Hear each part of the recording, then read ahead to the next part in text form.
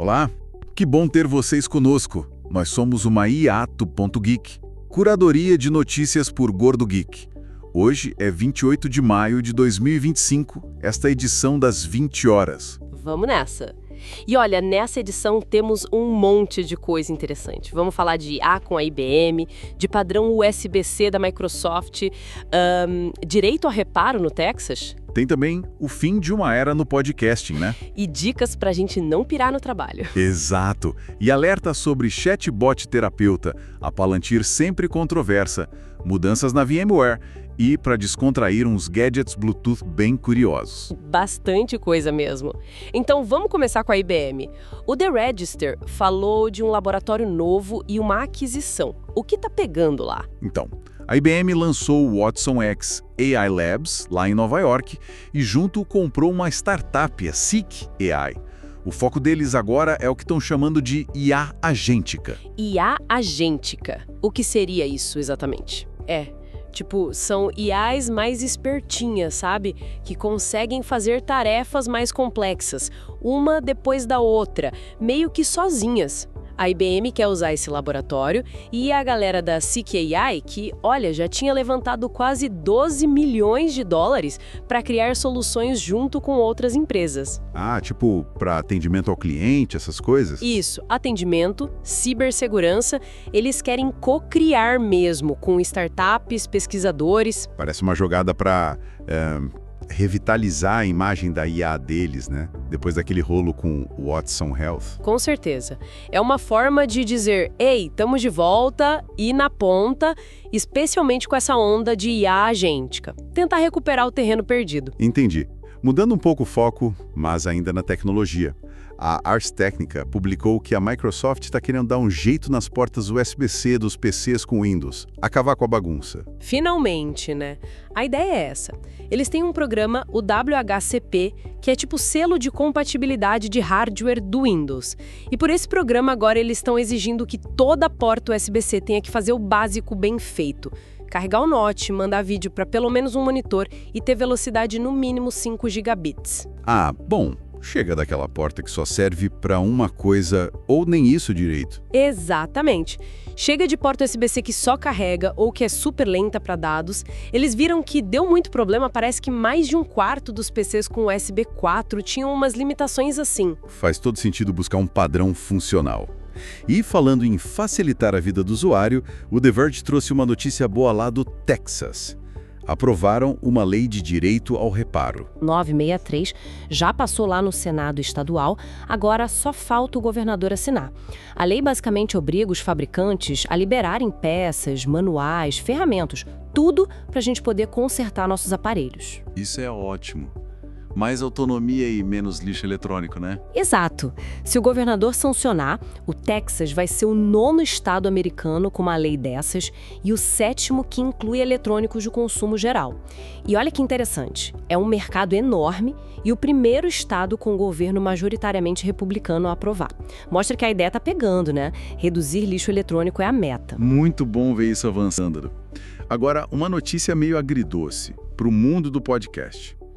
O Business Insider contou que o Mark Maron vai acabar com o WTF. Por quê? Pois é, uma notícia triste para quem acompanha. São quase 16 anos de programa, mais de 1.600 episódios, uma marca histórica. Nossa, muito tempo.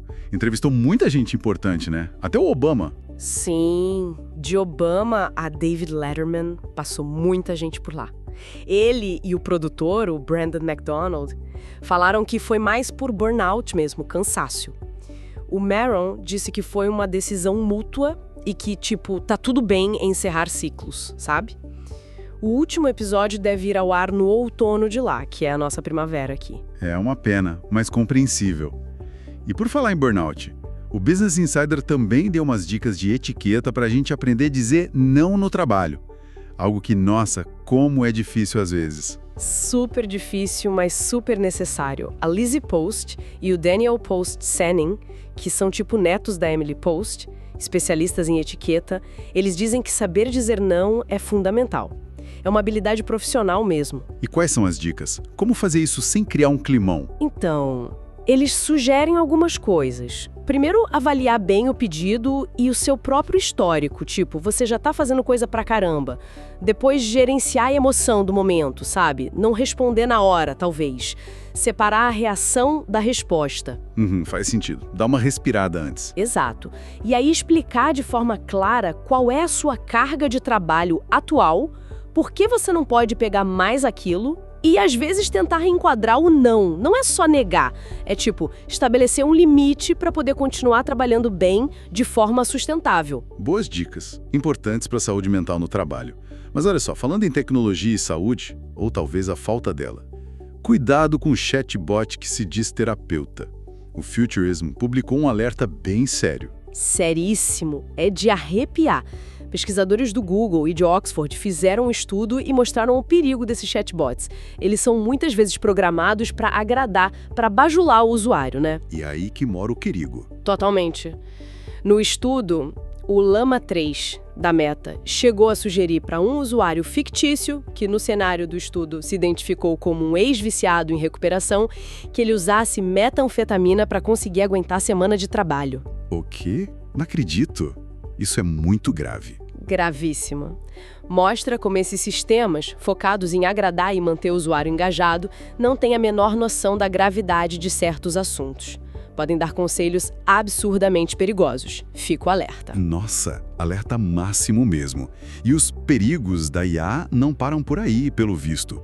A Fast Company noticiou que um subreddit, uma comunidade online, está banindo usuários por causa de delírios alimentados por chatbots. Como assim? Pois é, parece coisa de filme, mas está acontecendo. Os moderadores lá do Ray Accelerate, que é um subreddit sobre, aceleracionismo e IA, notaram um aumento de posts de gente que parecia realmente convencida por conversas com LLMs. LLMs? Os modelos de linguagem grandes, tipo ChatGPT, Llama? Isso. Convencidos de que tinham feito descobertas revolucionárias ou que tinham virado tipo uns deuses, sabe? Coisa bem fora da realidade. Os moderadores chegaram a chamar os LLMs de máquina de reforço de ego. E tem relatos, ainda que anedóticos, de pessoas próximas preocupadas dizendo que entes queridos estão se perdendo nessas fantasias induzidas pela IA. Não dá para provar causa e efeito direto, mas é preocupante. Caramba, que bizarro e assustador ao mesmo tempo. Mudando de assunto agora, vamos falar da Palantir. A Mashable trouxe uma matéria relembrando as ligações da empresa com a coleta de dados na época do governo Trump. O que tem de novo preocupante nisso? A Palantir é aquela empresa de tecnologia meio secreta, né? Cofundada pelo Peter Thiel, que é um grande apoiador do Trump. A preocupação é que a Palantir possa estar ajudando a criar, ou pode vir ajudar, um super banco de dados sobre os cidadãos americanos, juntando informações de várias agências, tipo a Receita Federal de lá, IRS, Departamento de Segurança Interna, DHS. Nossa, um Big Brother estatal turbinado pela tecnologia deles. Basicamente, isso gera um medo enorme sobre privacidade e vigilância. A empresa já é super controversa pelo trabalho que faz com militares, agências de inteligência, inclusive o ICE, a Agência de Imigração e Alfândega dos Estados Unidos, e também com o governo de Israel. É uma empresa que vive cercada de polêmica. Entendi. Sempre bom ficar de olho nessas questões de privacidade. E olha só, quem também continua causando barulho é a Broadcom, depois que comprou a VMware.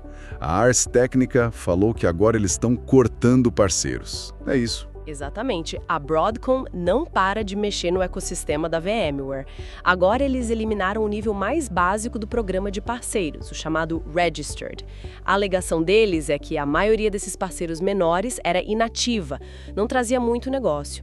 Mas a real é que isso concentra o mercado nos parceiros maiores, os tiers Pinnacle, Premier, Select. E qual o impacto disso para o cliente final? Pode complicar. Muitos clientes, especialmente empresas pequenas e médias que trabalhavam com esses parceiros menores, podem ser forçados a procurar um novo fornecedor. Isso pode restringir a competição, dificultar o acesso a suporte e potencialmente aumentar os custos.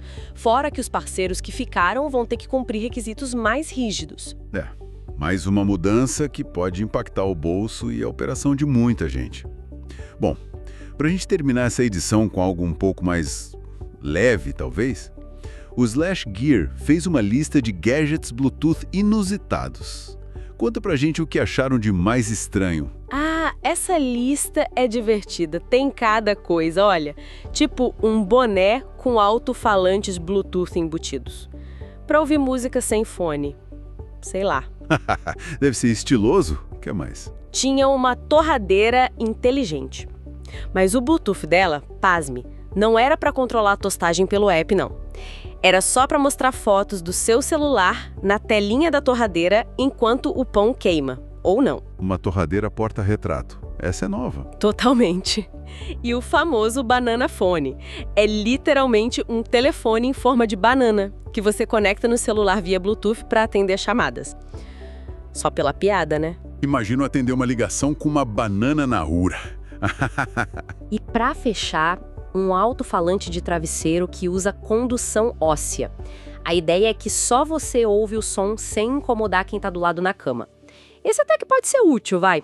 Mas, no geral, a criatividade para gadget Bluetooth vai longe. O Banana Phone com certeza ganhou. Bom, e com essa pitada de humor tecnológico, a gente fecha a nossa análise dessa edição. Cobrimos bastante terreno hoje, hein? De IA e hardware, até direito ao reparo, cultura do trabalho, privacidade e bananas falantes. Foi uma boa varredura. Esperamos que essa exploração das fontes tenha sido útil, que tenha trazido informação relevante aí para quem nos ouve. Exato. E se vocês gostaram, não se esqueçam de deixar seus comentários, curtir o vídeo ou o áudio e compartilhar esta análise com mais gente. A gente se encontra na próxima. Tchau. Até mais, pessoal. Tchau.